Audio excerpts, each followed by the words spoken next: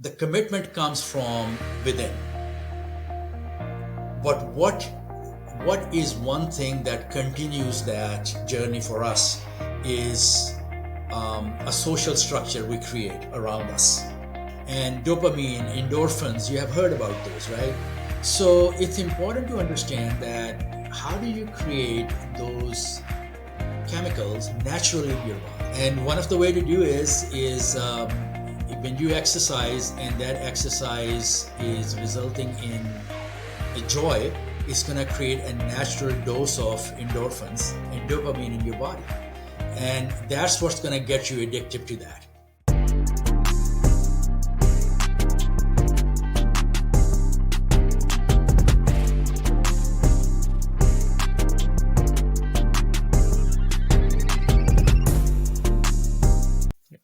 So I know you've used that word, so let's go into the next segment, right? And are you a David Goggins fan? No, I'm not. I don't want to die on the hill, right? There's no hill in fitness journey that I'm willing to die for. That's the number thing, because death is not the answer, right? So if you talk about that if you don't want to die on the hill, then how do you bring that self discipline, right? How do you bring that discipline in your Right. life that's going to keep you motivated and keep you achieving your goal and getting you out of the bed every morning? That's the most important thing. Right. And there's so So many. yeah, mostly, it's about, yes, it's superpowers. It Yeah, is superpowers. We know that, right? But how do we make it sound like it is not superpower? It's just, by the way, that's your nature now, exactly. right? Yep. So yeah, so I know that you have a lot of recipes and tricks in how to get there. So say more. Like, and I think I interrupted your thought there, but I think you were going there. I just wanted to, for the audience, put that context. No, no, you did the right thing, because when I start talking about, I get very emotional about that. So you have to stop me from getting too emotional about self discipline, because in my mind, and maybe it's my upbringing, and I went to a boarding school, so I had to wake up at 5 o'clock in the morning, and everything was regimented. Maybe I that's the result who I am today. To me, discipline come very easy, right? For some people, it's not that easy. They struggle with that because of many reasons. We don't want to get into a philosophical side of that. But one thing I can tell you, that my entire life, I had lived with one single rule, and that is just do it. That's Nike's, I think, tagline. Just do it. Just start. Once you start it, you're going to be able to finish it. But if you don't start, you're not going to finish it. And my famous quote is from Marcus Aurelius. He was, as you know, is Roman emperor during Yeah. 160 AD. And what he said in his writings, later on in his life, he became a philosopher, and he wrote the rules of life, and it's called Meditations.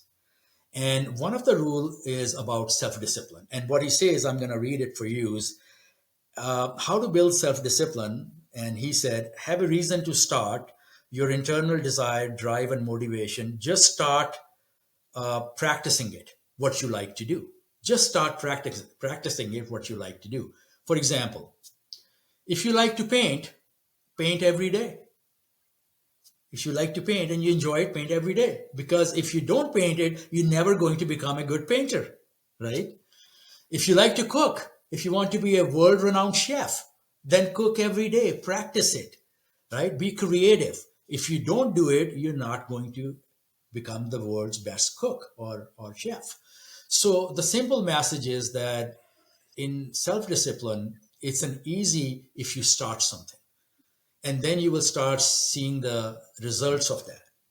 On the flip side is that you are not going to see the results, and you're going to continue to dream and look at that magazine and say, I wish I looked like this person or that person.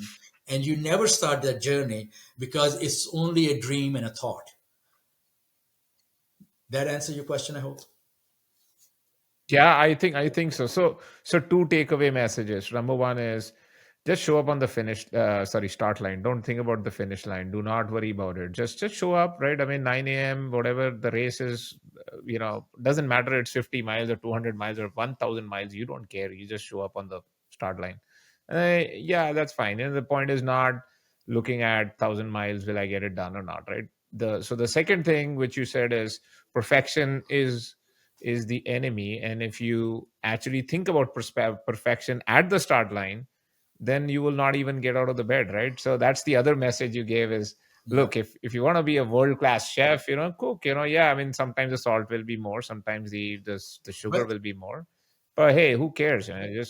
Just have fun with that, right? I mean, Yeah. that's Don't put that how. kind of pressure on yourself. Yeah, I mean, I never thought about self-discipline like that. I always think about self-discipline as like some kind of a drudgery human beings go through, versus self-discipline is just, yeah, I mean, I'm just, if I think walking is good and I enjoy it, then I'll just take the time out at 5 6 p.m. in beautiful weather, go out and smell the oak tree, right? Absolutely. And I'll create all those positive conjurings in my head to say how good it's going to be, and not about worry about being a Olympic level speed walker, right? I'll just do a little bit what I want to do, right? Yep. I think Exactly. that's one way of not allowing self discipline to become a willpower thing, right? I mean, it should not be a superpower thing, right? So that's very, very insightful. So two takeaways. One is just start and don't worry about perfection. And the most What are some of the good? so the most important thing is that when you start on a journey, make sure that you have packed the right stuff with you, right? So when we go for a hike, you're going in Appalachian Trail. How do you prepare for that? So it's very easy to say, well, I will pick up bottled water or a sandwich on my way to there. That's not a preparation. So preparation is that you have already routed your map. You have looked at the declines and inclines and all the obstacles in your way, and you have prepared well for that. You are well hydrated. You have enough carbohydrates in you. You're carrying water with you. You're carrying some kind of emergency first aid kit with you in case you have a fall or an injury. So it's important to prepare for all those eventualities that can come in your way and be able to see around the corner, right? Fortitude, having that ability to manage that event before you start that journey, and that comes through. I think the most important part of that is education, learning. So don't be Mhm. afraid to ask questions. Don't be afraid to search for the answers, and you will find all those answers during the search. And if you get stuck somewhere, there's so many resources available, like this podcast, that we can help you to get out of that sinkhole. Right. So that brings me to the next question, which I have, right? So I know you've used both the words interchangeably. You've used the word motivation and you've also used the word discipline, right? So help the audience put these two words together: motivation versus discipline debate, right? Help us put these things together. It's an interesting question you ask because both two things are connected, interchangeable, and also completely separated from each other, right? Motivation is an ability to achieve a goal that you can dream of, or you can comprehend, or you can envision. You can envision for a goal. For example, if I my goal is to lose 20 pounds of body fat, that's my motivation. Now, I can be motivated all I want, but if I don't have a journey, if I don't show up, if I don't start, if I don't do a research that how that motivation is going to become my destination, it's going to be waste of time and energy. And self-discipline is ability to see that motivation through, right? You are envisioning the motivation, but self-discipline is making it reality. Before that, just an abstract idea for you, the motivation, and the self-discipline is ability to convert that idea, that vision into reality. Now there are two ways to do that. Motivation is natural. All humans are, most of them, I wouldn't say everyone, most humans are naturally motivated. This is the reason we are on the top of the food chain, right? The difference between us and a primate is only one strain of DNA. That strain of DNA is giving us an ability to create Mozart, Stephen Hawking, and land on the moon. This one strain of DNA. So motivation is naturally given to us.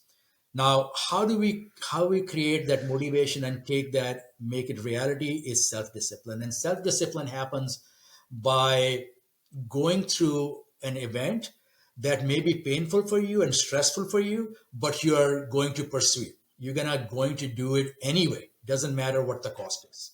And that's where I think it separate, I would say, men from boys, right? That's the separation, that men know just do it. And when we are younger, we keep thinking about it and we never do it. So I'll give you an example from my personal experience that when I came here to United States for education, one of my goal was to become entrepreneur. And the day I graduated from college, I start thinking about that. I talked to people who were running their own businesses and very successful. I read books about that. I read motivational books about that and leadership books about that. But I never had a courage to start that journey. There was always a reason. My job is too valuable. I don't want to take a risk. The risk is too big if I start my own business. And what if I fail? So all those things were stopping me from creating that self-discipline. And me coming back from a very strong self-discipline background, it was natural to me. And even then, I was victim of my own fears. So how do you overcome that? By just starting it. One day I got up and I picked up the phone, called my best friend and say, hey, I have this idea. Let's go into this business. We started it. We were successful. We were able to sell it for quite a bit of money. And that created that ball rolling, right? They call it flywheel effect. That created that flywheel effect, which Right, right. generates the momentum and kept us going. No, I think sometimes you have to be foolish enough to just jump in there, and then and then your your creative forces will take hold of you, and you probably will make a lot of progress in Yeah, that it's all sense. about taking risks in life. Uh, That's what it is. That how willing are you to take risk in life? Now there has to be calculated risk. You can't take your entire life saving and go to Vegas and say I'm going to play poker all night and become millionaire. That's not a good risk, right?